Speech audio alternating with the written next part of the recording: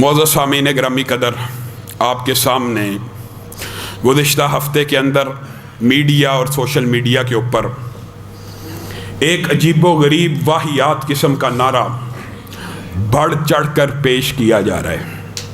میرے بھائیوں، بڑی عام فہم سمجھنے کی ایک بات ہے، یہ جو آنکھ ہے، یہ جو زبان ہے، اس آنکھ کے پیچھے اللہ رب العزت نے لاکھوں کیمرے فٹ کیے ہوئے ہیں، اس کے پیچھے وائرنگ کا ایک عجیب و غریب سسٹم ہے، اس کے آگے یہ پلکیں ہیں۔ آپ ان کیمروں، ان وائرنگ کے سسٹم کو چھوڑیے، صرف اس پلک کو جو شٹر ہے اس کی کارکردگی کے اوپر غور کیجئے۔ 1 منٹ کے اندر اگر 15 سے 20 مرتبہ بند ہوتا ہے اور کھلتا ہے، 60 منٹ یعنی 1 گھنٹے میں کم و بیش 1000 دفعہ بند ہوتا ہے اور کھلتا ہے۔ 24 گھنٹے کے اندر 24,000 مرتبہ کھلتا اور بند ہوتا ہے۔ یہ ایک دن کی کیفیت ہے۔ انسان نے جتنے تالے ایجاد کیے ہیں ان کی کیپیسٹی یہ نہیں ہے کہ 24,000 مرتبہ پوری زندگی میں کھلیں اور بند ہو جائیں۔ یہ انسانی آنکھ کا پردہ جو کسی لوہے سے نہیں بنا، ایک سکن کا ٹکڑا ہے، ایک دن میں 24,000 مرتبہ کھلتا ہے اور بند ہوتا ہے۔ یہ آنکھ آپ نے پیدا کی ہے یا اس کو بنانے والا کوئی رب ہے؟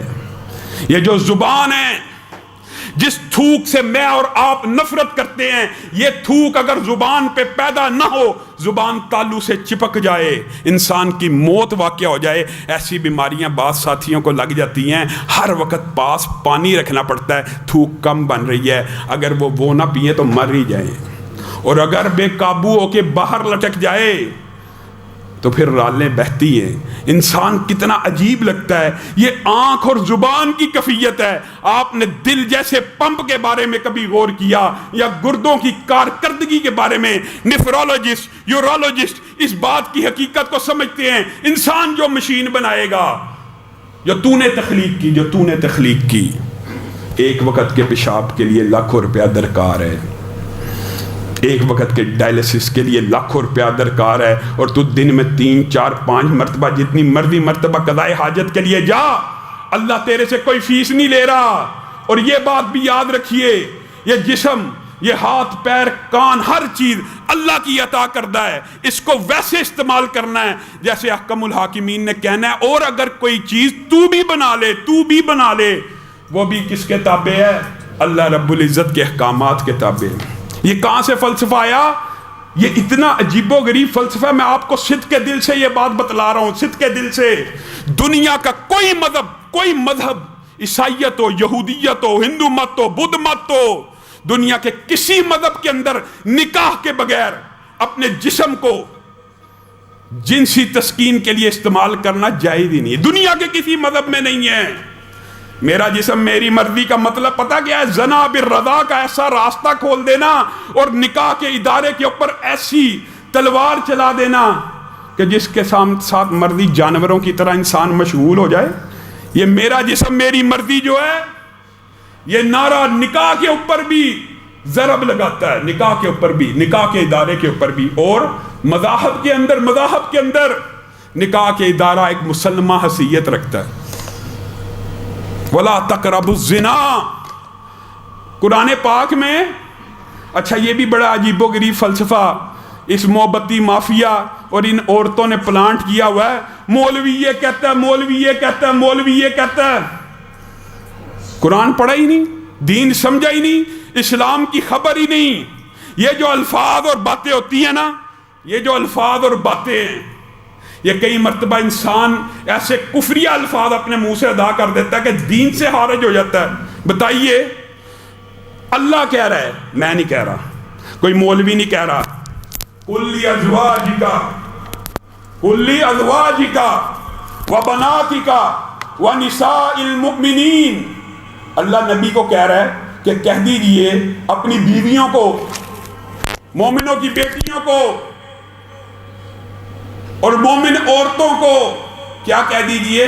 یدنین علیہن من جلابیبہن۔ مولوی کہہ رہا گھروں سے جب بھی باہر نکلیں پردہ کر کے نکلا کریں، اوڑھنیاں اوڑھ کے نکلا کر لے۔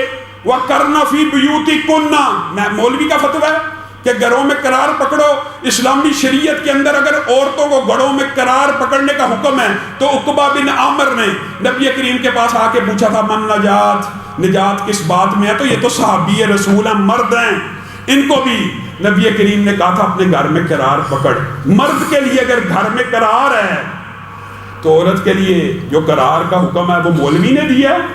یہ گندا فلسفہ، اور میں دکھ کے ساتھ کہتا ہوں یہ میڈیا اس بات کو کیوں نہ پروموٹ کرے جو 2 روپے کی چنگم 2 روپے کا بلیڈ عورتوں کو کمیڈیٹی کے طور پہ استعمال کر کے نچا کے ناچ گانا کر کے عورتوں کو نچا کے جو 2 روپے کی چنگم بیچے اور جن کو اشتہاروں سے غرض ہو. میں آپ کو ایک بات کہتا ہوں، بات کئی مرتبہ تلخ ہو جاتی ہے. سب سے زیادہ نقصان کسی جسم فروش عورت کے دھندا چھوڑنے کا یا طوائفہ کے دھندا چھوڑنے کا کس کو ہوتا ہے؟ دلالوں کو ہوتا ہے، جن کے گھر کے چولہے اس کاروبار اور دھندے سے چل رہے ہوتے ہیں. یہ عورتیں اس لیے شور مچا رہی ہیں کہ ان کے کاروبار کو ٹھیس پہنچ رہی ہے، ورنہ مہذب معاشرے کے اندر کوئی ذی شعور بندہ ایسا نہیں ہے، کوئی ذی شعور بندہ ایسا نہیں ہے جو میرا جسم میری مرضی کے نعرے کو عقلی اور منطقی طور پہ سپورٹ کرے. کیسی مرضی اگر انسان کی. اچھا یہ بات بھی بتاؤں، اس میں عورت اور مرد کا فرق نہیں ہے. عورتوں نے شاید یہ سمجھا یا یہ پروموٹ کر رہی ہیں کہ میرا جسم میری مرضی، مردوں کا حق ہے. یہ مردوں کا حق بھی نہیں ہے، عورت تو دور کی بات ہے، مرد کا بھی حق نہیں ہے. کیا مجھے اور آپ کو اللہ نے یہ اختیار دیا تھا ہم فلاں شخص کے گھر پیدا ہو جائیں، ہمارے فلاں بہن بھائی ہوں، ہم فلاں علاقے میں پیدا ہو جائیں؟ اللہ نے تو ہمیں یہ اختیار بھی نہیں دیا کہ ہمارا بلڈ گروپ کون سا ہو. اللہ نے تو ہمیں یہ اختیار نہیں دیا کہ ہم دنیا کی مصیبتوں سے تنگ آ کے خودکشی کر لیں. خودکشی کی اجازت بھی دین اور شریعت میں نہیں ہوتی. کس وجہ سے؟ اگر جسم تیرا ہے، مرضی تیری ہے، تو خودکشی حلال ہونی چاہیے. یہ سارے کے سارے اسلامی قوانین ہیں. یا تو اعلان یہ مولویوں کے ساتھ ان کی جنگ نہیں ہے، اللہ کی قسم ان کی اسلام پرستوں کے ساتھ کوئی جنگ نہیں ہے. یہ اللہ اور اللہ کے رسول کے خلاف جنگ لڑنے نکلی ہیں. اللہ کے احکامات کو، اللہ کے احکامات کی اللہ کو نہیں کہہ سکتی. معاشرے میں اوپن نام مولوی اور اسلام پسندوں کا استعمال کیا جاتا ہے. مولوی کیسے ہمیں گھروں میں قرار پکڑائے گا؟ مولوی کیسے پردے کا حکم دے گا؟ مولوی دیتا ہے. نبی کریم صلی اللہ علیہ وسلم نے عورت کا پروٹوکول بیان کیا ہے. جب عورت گھر سے باہر نکلے گی اس لباس میں ہوگی. اللہ نے یہ پروٹوکول بیان کیا ہے جب عورت گھر سے باہر نکل آئے کسی مجبوری کے تحت خوشبو نہیں لگائے گی، حتیٰ کہ اپنے پاؤں کو آہستگی کے ساتھ زمین پہ رکھے گی. یہ مولوی کہتا پاؤں آہستہ رکھو؟ اللہ کہہ رہا ہے وَلَا يَضْرِبْنَ بِأَرْجُلِهِنَّ. اللہ کہہ رہا ہے کہ مولوی کہہ رہا ہے. تمہاری جنگ اللہ کے خلاف ہے، رسول اللہ کے خلاف ہے. یہ عجیب و غریب معاشرے میں فلسفہ، یہ عجیب و غریب. اور میں دکھ پتہ کس بات کے اوپر ہے؟ ہمارا پاکستان کس نام پہ بنا؟ اسلام کے نام پہ. یہاں پہ اسلامی قوانین کو پروموٹ کرنا چاہیے، اسلامی اقدار اور شاعر کو پروموٹ کرنا چاہیے، لیکن ایسے عدلیہ میں منصف بیٹھے جی یہ مارچ اس کو کوئی نہیں روک سکتا. کیوں نہیں روکا جا سکتا؟ اس کو روکنا چاہیے. یہ مولوی اور اسلام کے خلاف نہیں ہے، یہ پاکستان کے نظریے کے خلاف ہے، یہ اللہ اور اس کے رسول کے خلاف ہے. اس کو روکنا تو عدلیہ کا کام تھا، نہیں روکا جاتا. یہ عورتوں کو مغالطہ دے رہی ہیں کہ ہم عورتوں کے حقوق کی جنگ لڑ رہی ہیں. اللہ کی قسم یہ عورتوں کے حقوق کی جنگ نہیں ہے، یہ عورتوں کی آزادی کی جنگ نہیں ہے، یہ عورتوں تک آزادی کی جنگ ہے، عورتوں تک رسائی کی جنگ ہے. یہ عورتوں کو مغرب کی طرح ٹیشو پیپر اور ایک کموڈیٹی اور ایک پروڈکٹ بنا کر پیش کرنا چاہتی ہیں. اگر یہ عورت کے ساتھ مخلص ہوں تو ان کا سب سے پہلا نعرہ کیا ہونا چاہیے؟ ایمانداری سے بتلائیے، ان کا سب سے پہلا نعرہ کیا ہونا چاہیے؟ عورت کے ساتھ ریپ نہیں ہونا چاہیے، عورت کی عصمت دری نہیں ہونی چاہیے.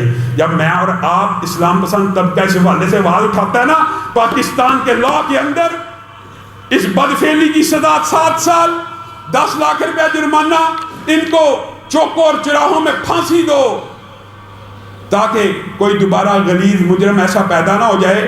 اگر یہ عورتوں کے حقوق کی چیمپئن ہوتی تو بتائیے بادشاہی مسجد کے نیچے، کعبہ کی بیٹی کے میناروں کے نیچے امت محمدیہ کی بیٹیوں کو جو نیلام کیا جا رہا ہے، یہ ان چکلوں کے خلاف سب سے پہلے نکلتی اور کہتی عورت کا سب سے بڑا استحصال یہ ہے کہ عورت جسم فروشی کرے، لیکن نہیں، یہ تو کوئی ریپ ہو جائے وہ کہتی ہیں اس کو سزائے موت نہیں دینی چاہیے، سزائے موت نہیں دینی چاہیے۔